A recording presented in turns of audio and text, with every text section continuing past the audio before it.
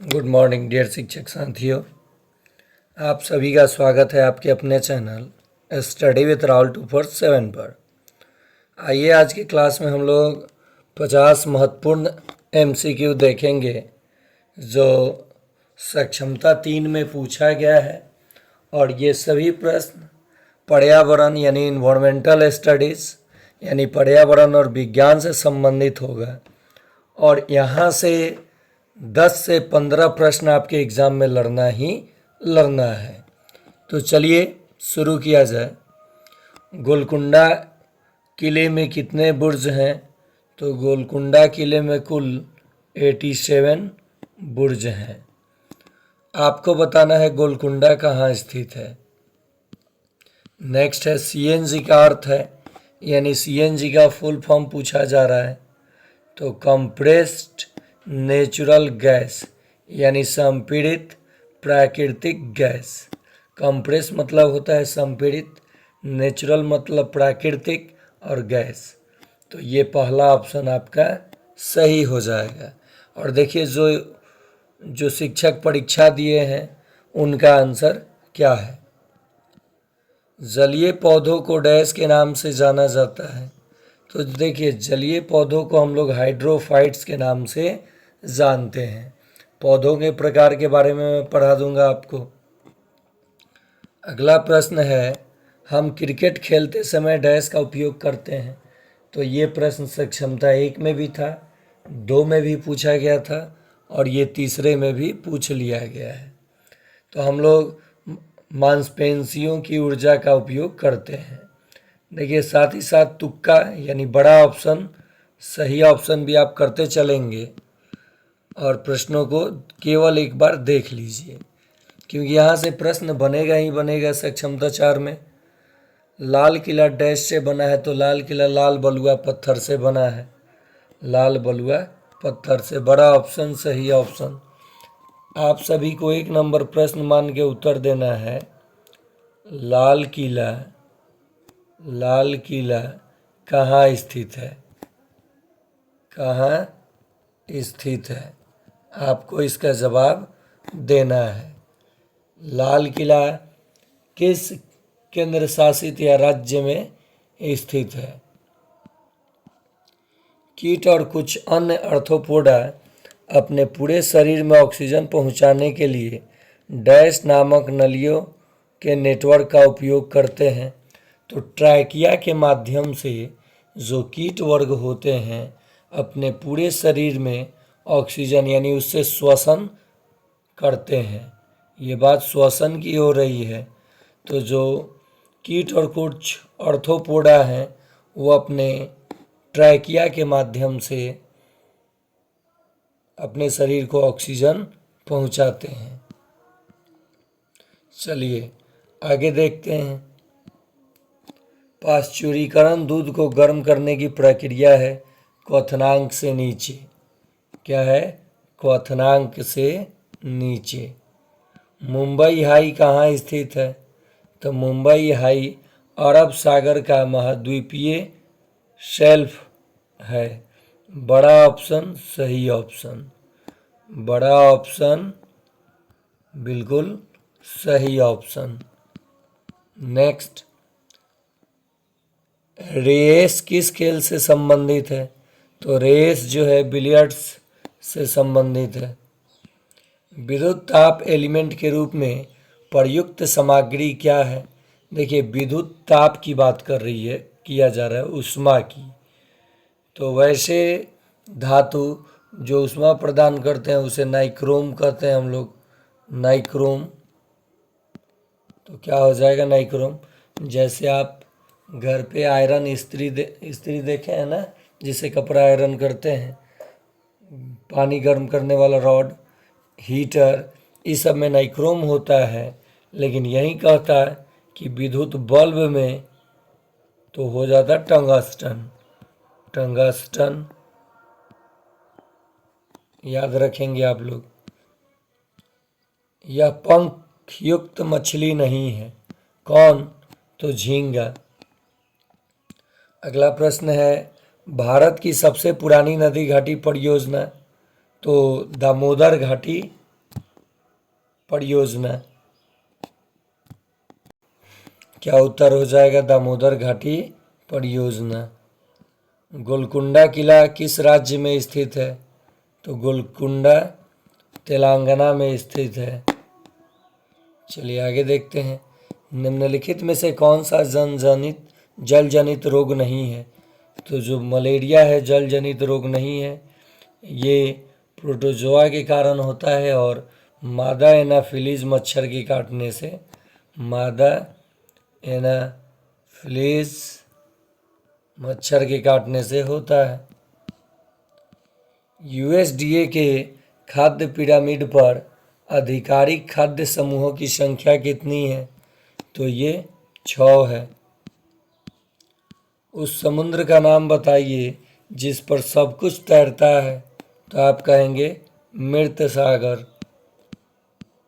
वह प्रणाली जो रक्त संबंध आत्मीयता पर आधारित होती है कहलाती है रिश्तेदारी। ये सक्षमता 1 और 2 दोनों में ये सारे प्रश्न पूछे गए थे। कांडला बंदरगाह कहाँ स्थित है? कच्छ की खाड़ी में। ये भी प्रश्न पूछा गया था। दूध में कौन सा विटामिन होता है?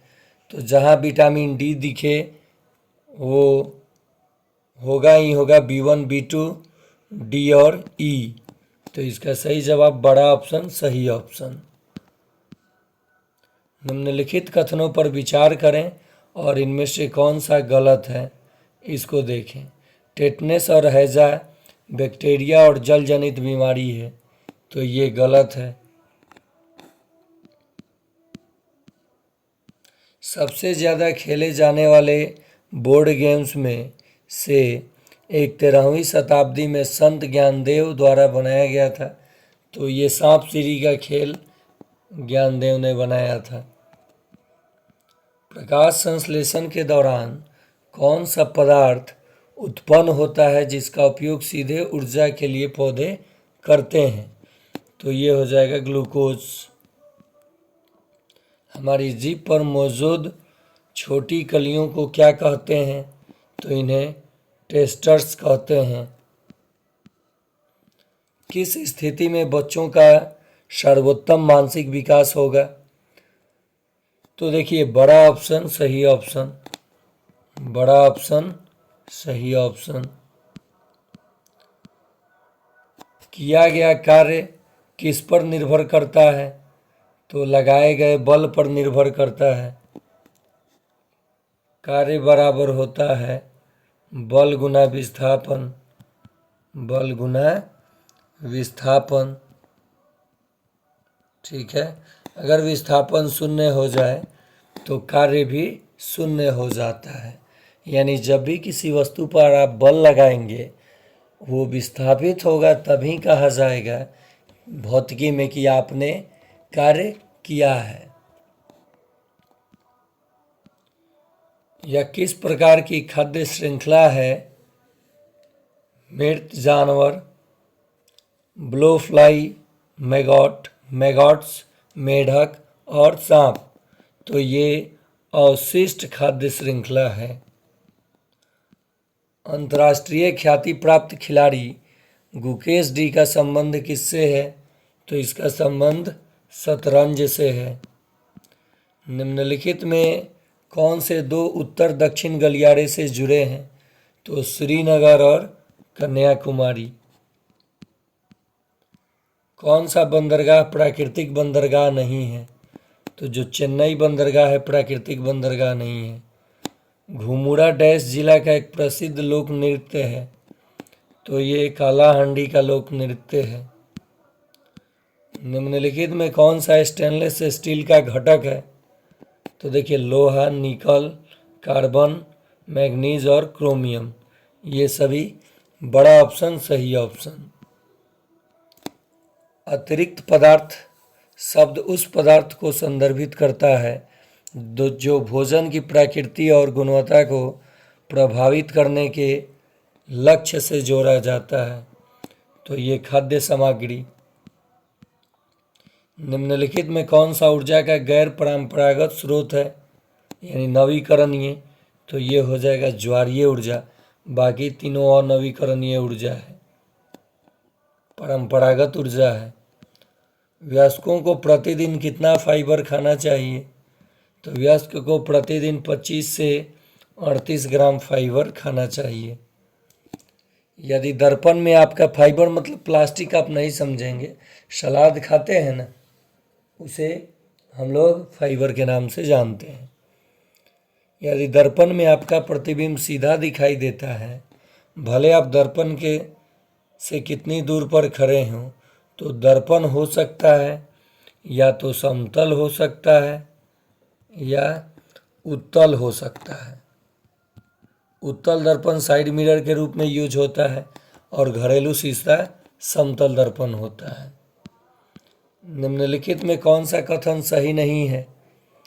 तो मिशेल ने अणुओं का आयनिक छोर तेल की बूंद की ओर होता है जबकि दूसरा छोर बाहर की ओर होता है। बड़ा ऑप्शन सही ऑप्शन। पेनिसिलिन की खोज संयोगवश कब हुई थी? तो यह प्रथम एंटीबायोटिक था जिसे फ्लेमिंग ने खोजा था और यह 1928 में। कोई पिंड किसी तरल में तैरता है जब उत्प्लावन बल शून्य हो जाता है। जब उत्प्लावन बल शून्य हो तो वस्तु उस पर तैरेगा।